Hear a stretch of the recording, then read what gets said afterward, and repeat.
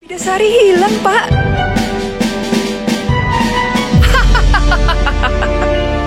Kau di bawah kekuasaanku sekarang.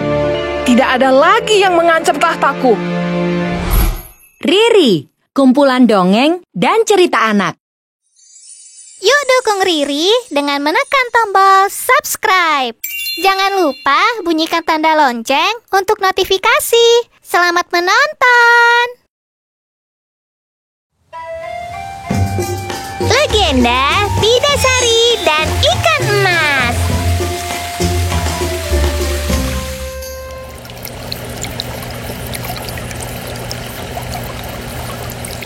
Wah, cantiknya. Riri, ikan kakek ini cantik ya. Iya dong, kakek kan merawatnya dengan baik. Memberinya makan, mengganti air. Kalau mempunyai peliharaan, kita harus merawatnya. Jangan sampai seperti kisah Bidasari dan ikan emas. Maksudnya, bidadari yang memelihara ikan emas. Hampir mirip. Kisah ini berawal dari sepasang suami istri yang bekerja sebagai nelayan. Sudah semuanya, Bu? Sudah, Pak. Bekal sudah kubawa. Kita siap memancing.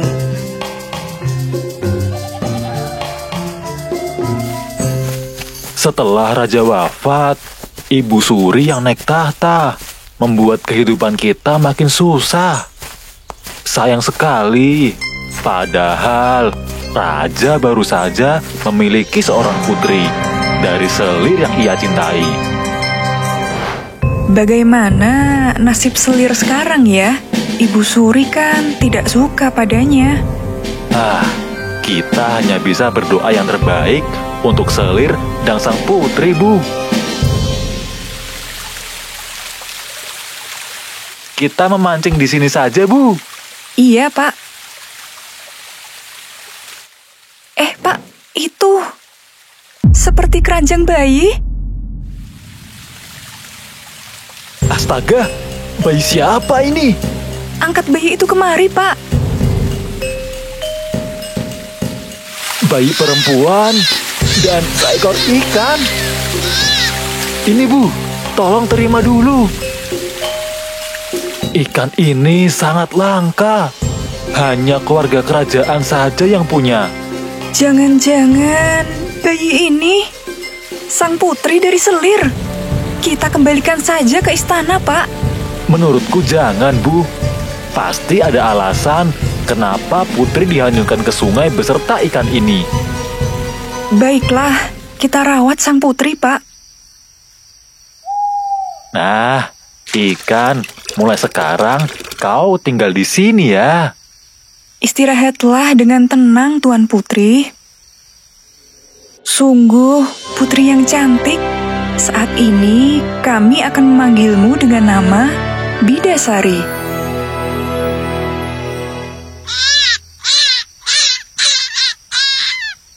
Cup, cup, tenanglah Bidasari.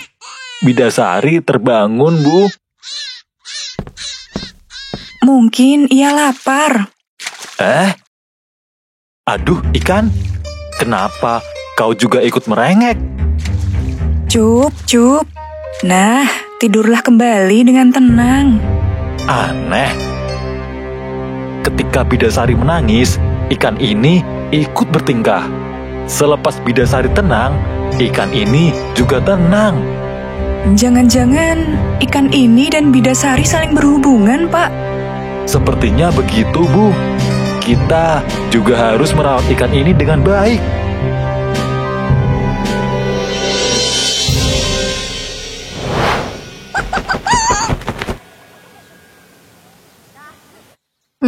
Hap.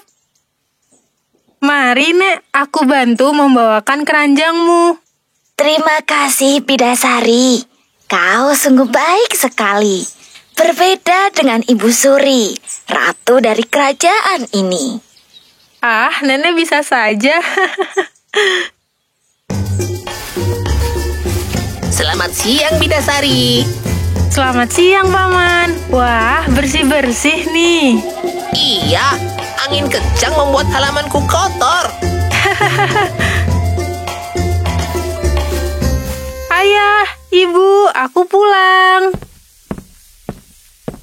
Ibu sedang masak. Ada yang bisa aku bantu? Ibu sudah selesai. Kau pasti lapar kan? Tahu dari mana, Bu? Itu ikan emasmu terlihat kelaparan.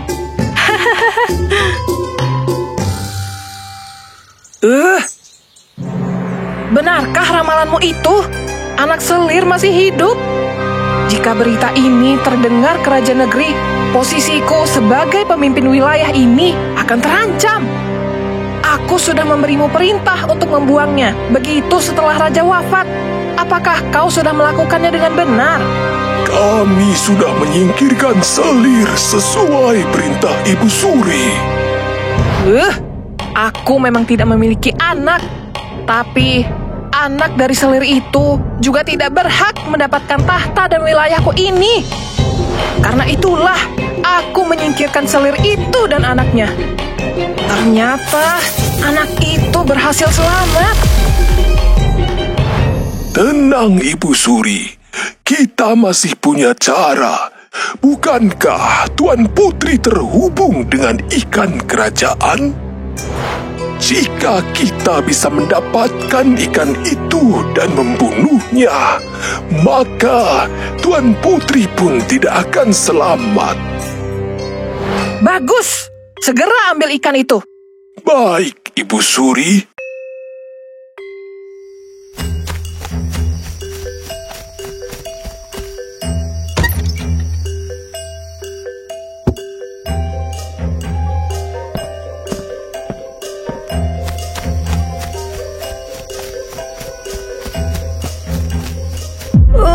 Badanku, Ayah, Ibu.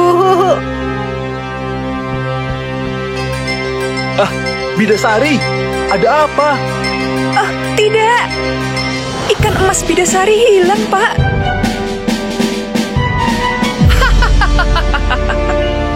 Kau di bawah kekuasaanku sekarang.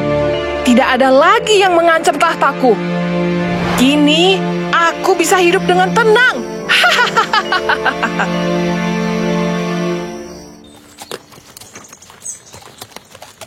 Kerajaan ini berada di bawah kesultanan milikku. Sebelum menemui pemimpinnya, aku ingin melihat warganya dulu. Permisi. Permisi, Paman. Bolehkah aku meminta segelas air dan menumpang istirahat? Pangeran muda dari kesultanan. Ini mengejutkan sekali. Tentu saja boleh. Silahkan masuk, Tuan. Mohon maaf, kami hanya bisa menyuguhkan segelas air dan makanan seadanya. Tidak apa, ini sudah cukup. Justru aku minta maaf karena telah merepotkan kalian.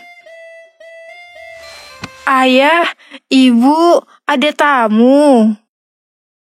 Bidasari, kenapa tidak istirahat saja? Badanmu belum pulih, Nak. Aku... Kenapa dia? Pangeran, mungkin Pangeran tidak akan percaya pada kisah kami. Tapi, anak kami bukanlah manusia biasa. Kami menemukannya saat masih bayi, di pinggir sungai bersama seekor ikan. Jika ikan itu sakit, anak kami juga sakit. Mereka berdua terhubung satu sama lain. Dan sekarang, ikan itu telah dicuri. Tunggu dulu. Ikan kerajaan. Itu ikan ajaib yang dimiliki raja wilayah ini. Jangan-jangan gadis ini adalah... Paman, jika anak Paman telah membaik, tolong segeralah menyusul ke istana kerajaan. Ada yang perlu aku pastikan. Baik, Pangeran. Akhirnya, misteri menghilangnya selir dan anaknya mulai terkuak.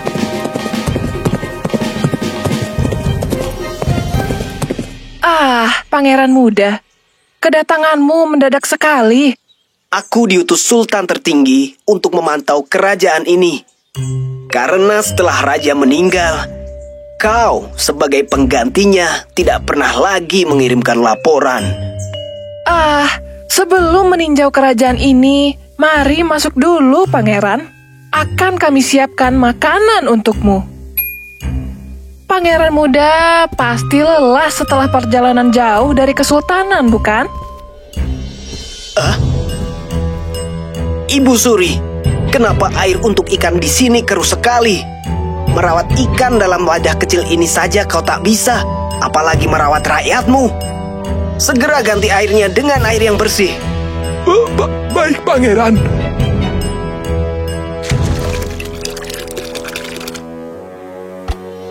Airnya sudah kami ganti, Pangeran.